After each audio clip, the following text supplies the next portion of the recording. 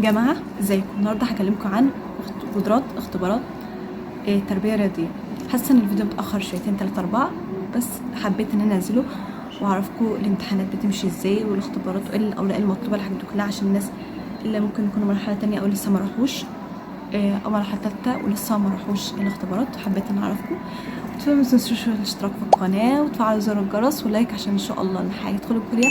مقررة ان هننزل فيديوهات عن الكلية اكتر عشان كنت في وقتها انا ما كنتش عارفه اي حاجه عن الكليه، حابه ان انا اعرف عنها اكتر، والاقسام اللي فيها والمميزات والعيوب بتاعتها وكل حاجه عنها باذن الله. ان شاء الله ان شاء الله في سلسله جايه، والحاجات اللي لازم تشتريها في الكليه ايه والحاجات دي كلها في السلسله الجايه ان شاء الله. الحاجات دي كلها يلا بينا نبدا الفيديو.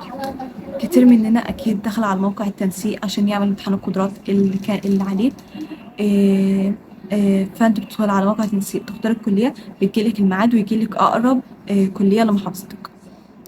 انت بتروحي من بدري قوي، بيكون معاكي الاوراق المطلوبه منك اللي هي 6 صور شخصيه، وتطبعي الايصال اللي هو جايلك الميعاد فيه، ويكون معاكي رقم الجلوس. في كليات بتطلب اصل رقم الجلوس، في كليات بتطلب الصوره، فيكون معاكي الاحتياط ويكون معاكي الاثنين، تطبعيهم تصوريهم اي حاجه، ورقم القومي بتاع البطاقه.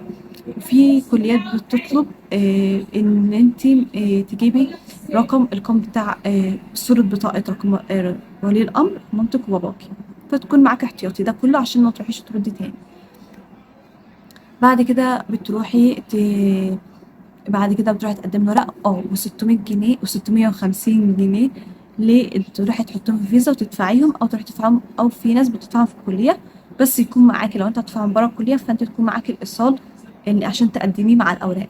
هتدفعها في الكليه فانت تروحي تدفعها في الكليه عادي. انا دفعت في الكليه. بعد كده بتروحي الاختبار، بيكون لمدة يومين، بيكون أصلا مكتوب لك في الموقع إن الاختبار هيكون لمدة يومين، فأنت تكوني عاملة حسابك ما تقدمش في أي اختبار قدرات تاني إلا لما يخلصوا الامتحان بتاع اليومين بتاع التربية الرياضية. أول يوم ده بيكون فيه إيه؟ بيكون فيه تقديم الورق والحاجات دي كلها.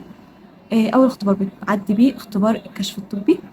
اختبار الكشف الطبي ده دكتورة بتعدي عليكي بتقولك انتي عندك اي امراض، اي كسور عديتي بيها، اي خياطة عندك، اي خياطة، اي مرض زي السكر او الضغط، او عملت اي عمليات قبل كده. لو عملت اي حاجة قبل كده تقولي لها. لو ما عملتيش فانت هتعدي تروحي على الطول والوزن. الطول للبنات ما يقلش عن 155، وللولاد ما يقلش عن 165، والوزن لازم يكون مناسب مع الطول طبعا. ايه تحسبي ازاي الوزن يكون مناسب مع الطول؟ فانت بتجيبي طولك تنقصيه من 100، لو انت عارفه طولك يعني تنقصيه من 100.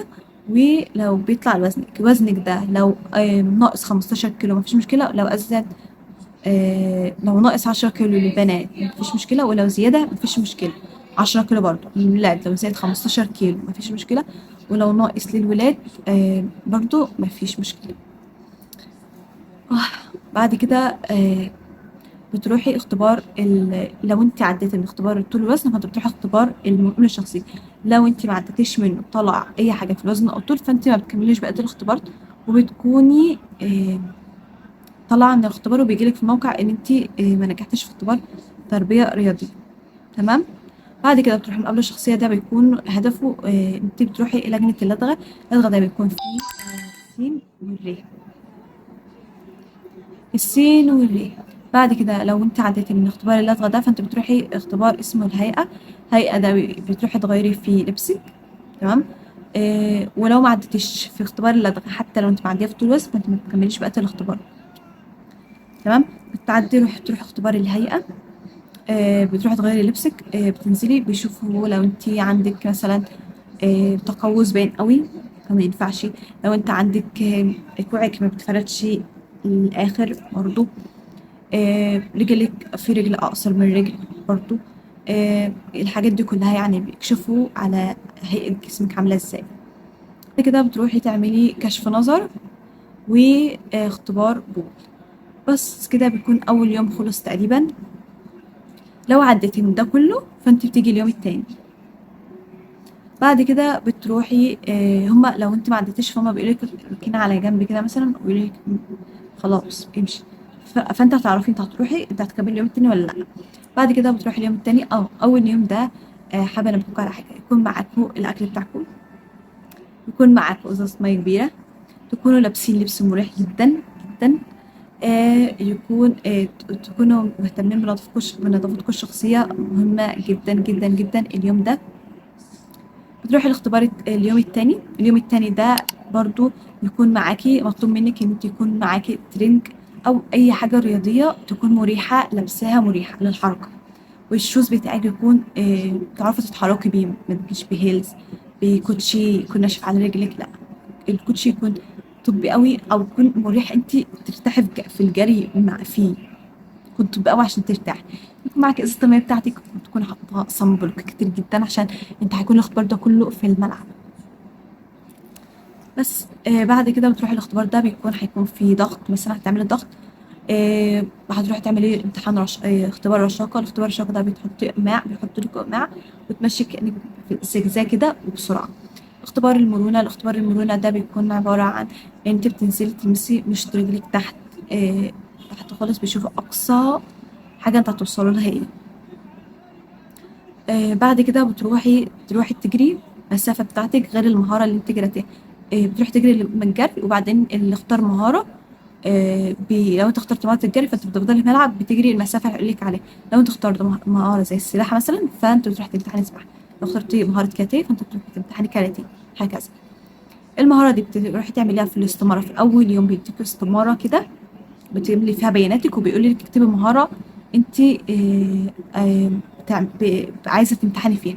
المهارة دي بتكون عبارة عن، لو انت بتلعبي لعبة فانت بتختاري اللعبة اللي انت تكتبي، اللعبة اللي انت بتلعبيها زي كاراتيه سباحة كده انت بتمتحني فيها. مش بتلعبي اي لعبة خالص فانت هتكتبي جري. وانا واحدة ما كنتش بلعب اي لعبة ولا اعرف اي حاجة عن الرياضة ابدا، ما كنتش اعرف عن الكلية دي اصلا غير قبل الامتحان كده واحنا بنلعب، ولا اعرف اي حاجه عن الرياضه اصلا. فاطمني، عشان في كلام كده بيتقال ان التربيه الرياضيه، انا اول ما كنت بقول هنعمل اختبار قدرات، الناس كانت بتقول لا ده ما فيش حد بيدخلها غير اللي بيلعب، ما فيش حد بيتقبل غير اللي بيلعب العاب كده، لا. آه، بتختاري الجري عشان تمتحني في المهاره دي. بعد كده انت بتروحي بعد كده الامتحان بيخلص، بتروحي اختبار اسمه اختبار النظري. اختبار النظري ده بيكون عبارة عن كلها معلومات عامة. المعلومات العامة دي بتكون كلها عن الرياضة، فما تخافيش منه، في دكاترة هتساعدك فيه، دكاترة، وأكيد هيكون معاكي ناس في لجنة بتلعب في أي حاجة، هتكون في مساعدة يعني، وإن شاء الله هتعدي منه. انت بدل ما عديتي من اليوم الأولاني فإن شاء الله اليوم التاني هيكون سهل جدا جدا جدا، هتعدي منه وإن شاء الله هتنجحي. كده بيكون الاختبار اللي بيكونوا بتاع الاختبار خلصوا. ان شاء الله استنوا مني فيديوهات جاية عن الكلية اكتر، واساسيات الكلية هي ايه، والحاجات دي كلها، والاقسام. متنسوش بقى الاشتراك في القناة واللايك، وتفعلوا زر الجرس عشان يوصلكوا كل جديد. وبس، باي.